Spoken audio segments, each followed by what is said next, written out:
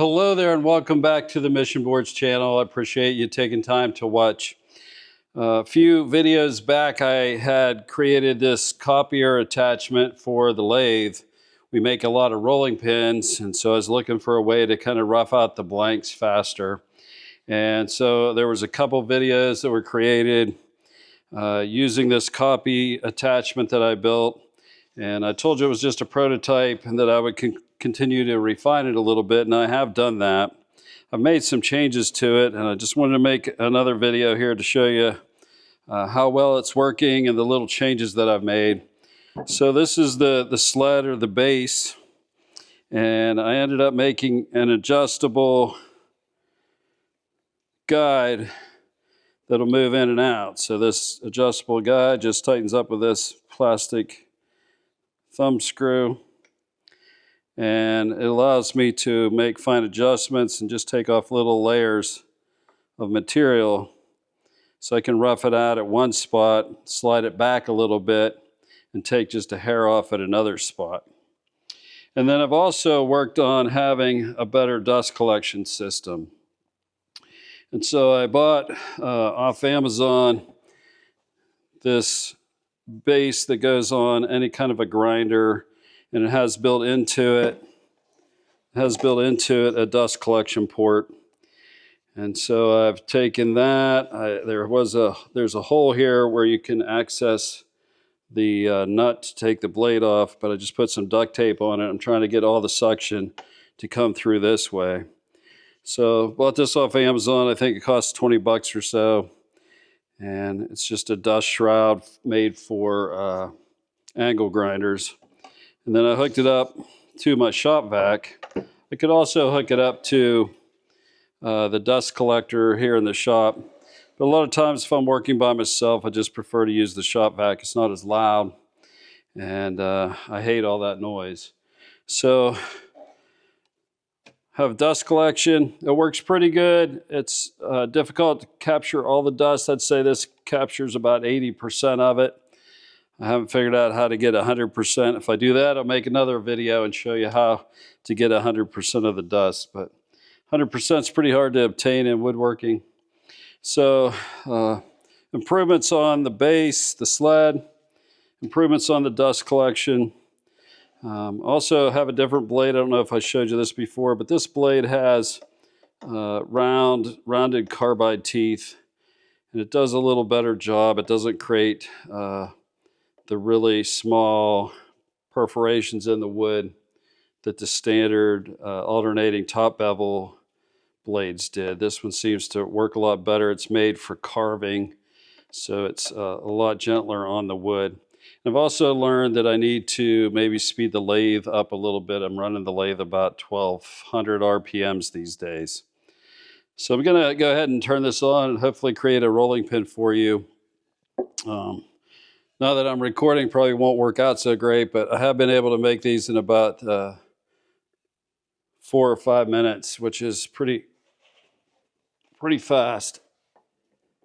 So I'm going to put the blank in here.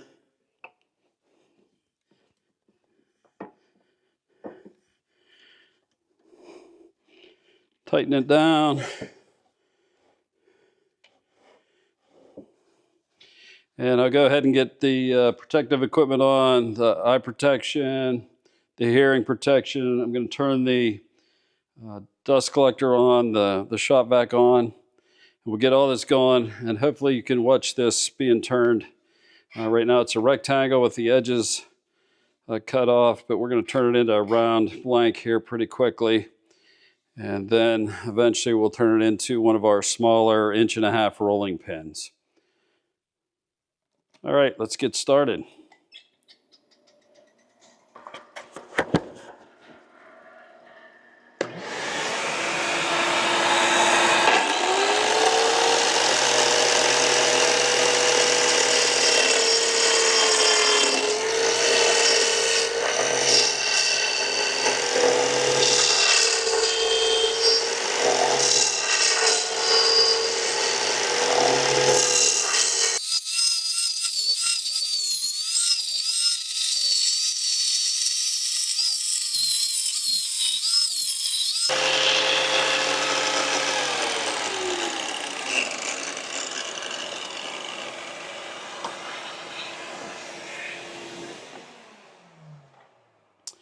All right, so that's the first pass. You can see that didn't take very long. It's not quite round yet. It still has a flat spot. So what I will do next is adjust this adjustable guide that I changed. And by moving it back a little bit, it will allow the sled to go in a little bit closer to the template. And that'll help make this diameter just a little bit smaller. And it'll take off this flat spot. I don't know if you can see that there, but there's still a flat spot on two sides. So we're just going to slide this back a little bit. Take a little bit more off. And repeat the procedure.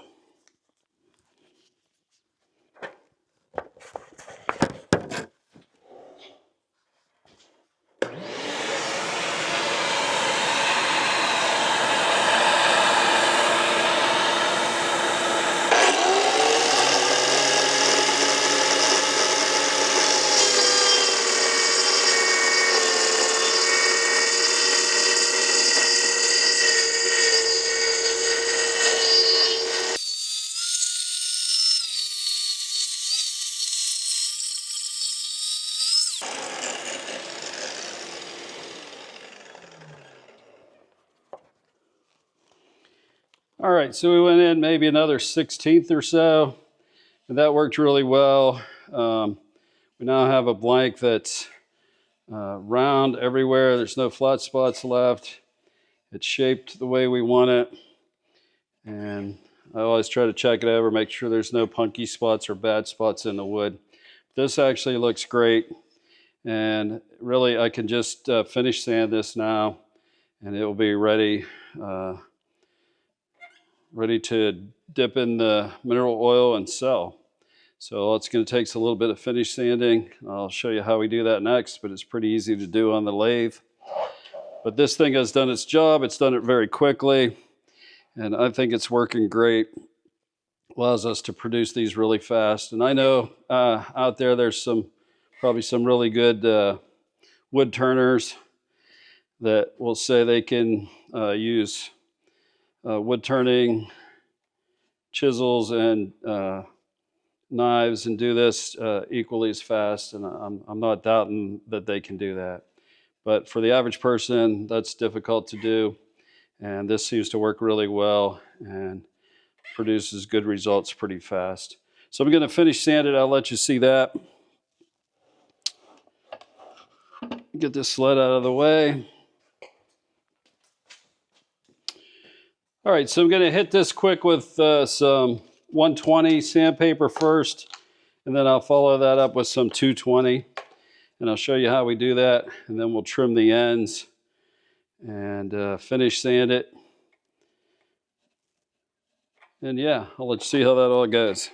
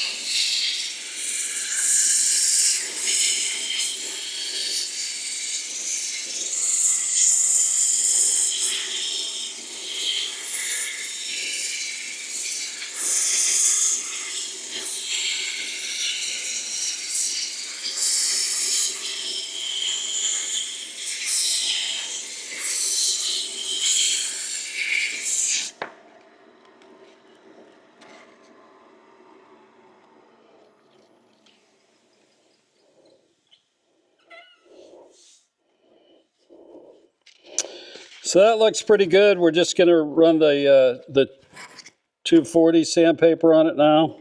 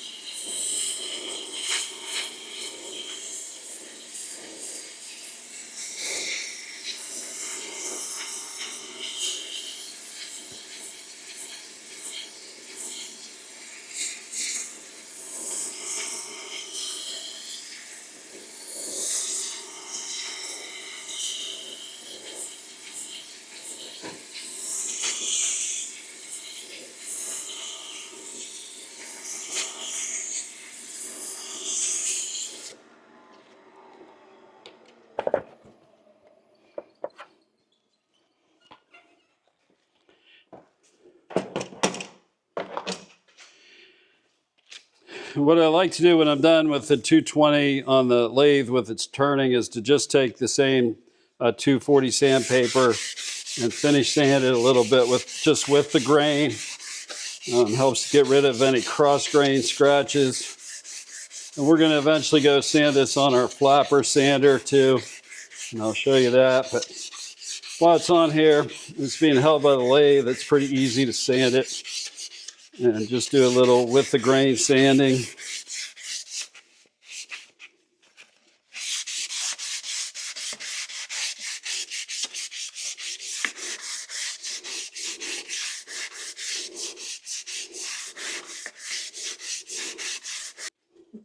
So that looks pretty good. Very happy with that. Take it out of the lathe, and then I have marks on the template back here that we use, the guide template, to make these, but I have marks on here so I can lay this back on it and know where to trim the ends. So I'm just gonna mark these ends. Take this over to the miter saw and trim the ends off, and we'll get rid of the marks that come from holding it in the lathe. So trim the ends off.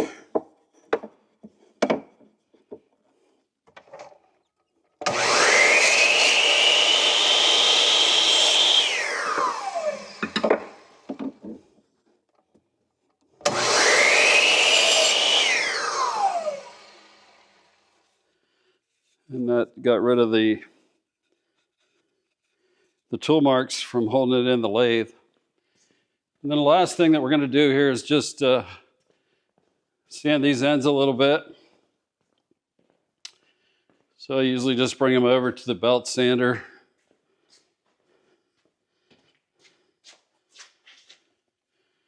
And normally I would turn the dust collection on, but I'm trying to avoid all that noise because it's just going to take a second here. Just going to hit the ends.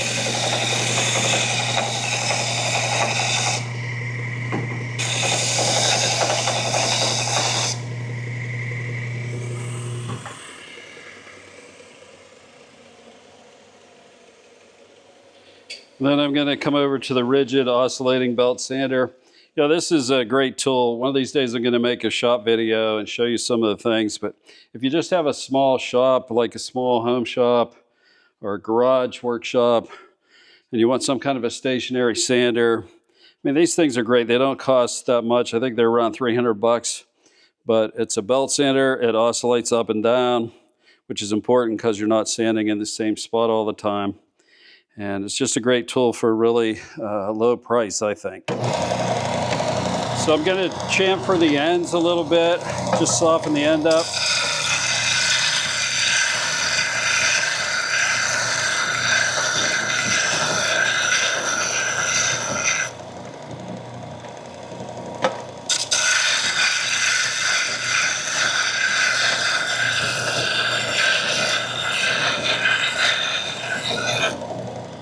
So just put the slightest little chamfer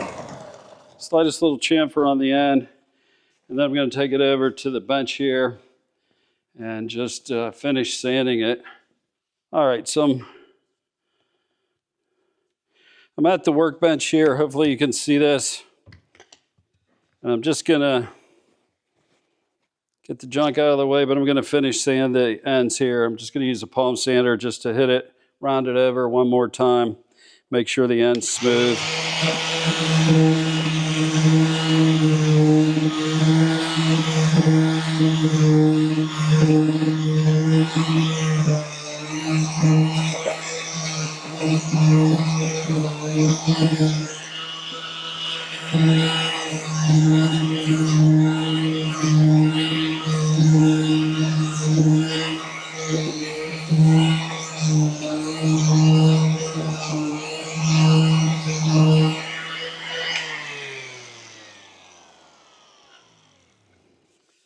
I don't know if you can see that, but I got the ends rounded off. And the only other thing left to do is take it over to our flapper sander. So we have a cool tool called a flapper sander. We actually built this machine ourselves. And one of these days soon, I'm gonna make a video about the flapper sander. But it's a machine that saves us a lot of time hand sanding. And like I said, we made this ourselves. And I'll try to show you what it does here, but it's a pretty amazing tool that if you hate sanding like I do, this thing can save you. If you hate sanding like I do, this machine can save you a lot of time in sanding. So.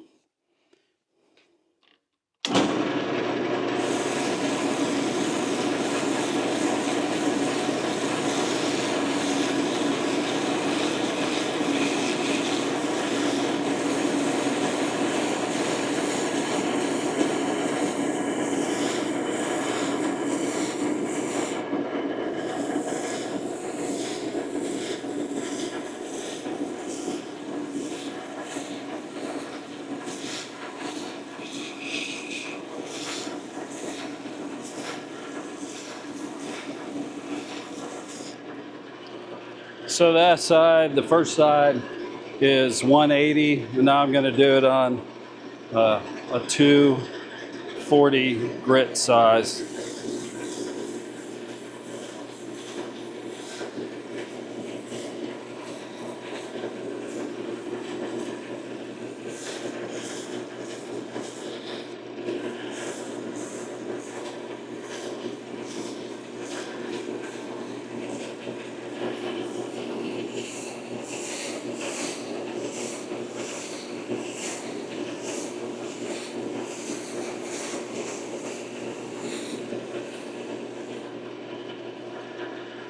That's made it very smooth, taking any little burrs off. It's just very smooth at this point, which is what we want. Okay, so I'm done at the flapper sander, and really the only last thing that's left to do is to go dip this in the mineral oil and leave it in there for an hour or so.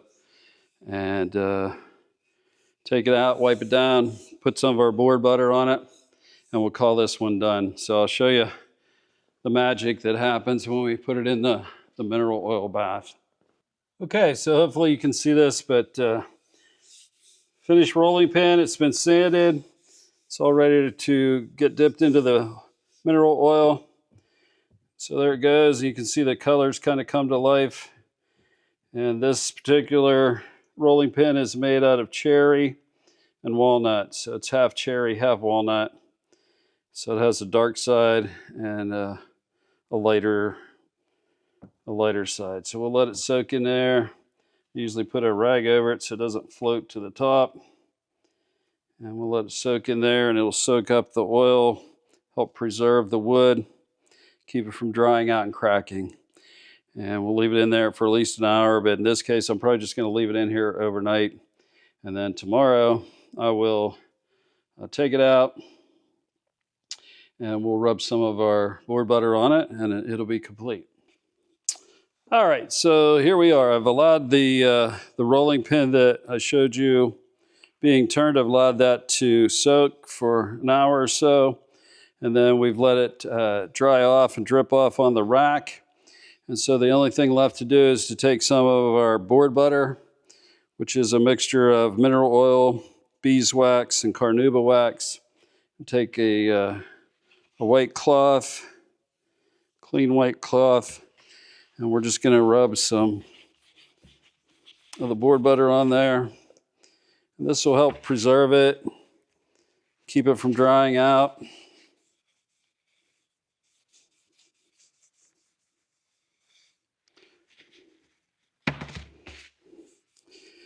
Helps make it look shiny.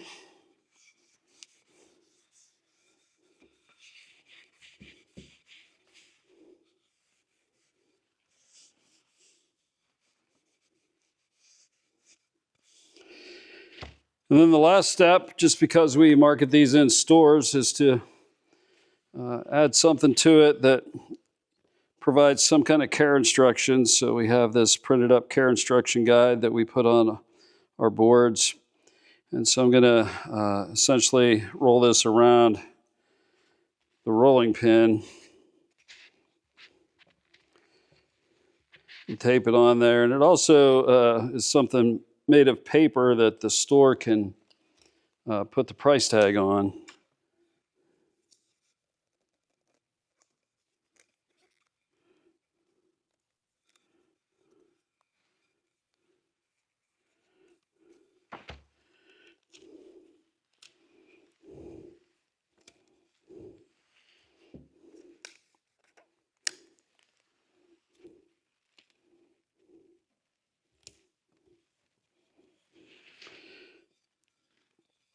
So there you have it. That's a rolling pin that's ready to go out to one of our retailers. And someday somebody will be using this in their kitchen to make some great food. And this is our 1.5" diameter, our small, we call it our small rolling pin. We also make one that starts out with a 2-inch blank, so it's substantially thicker than this.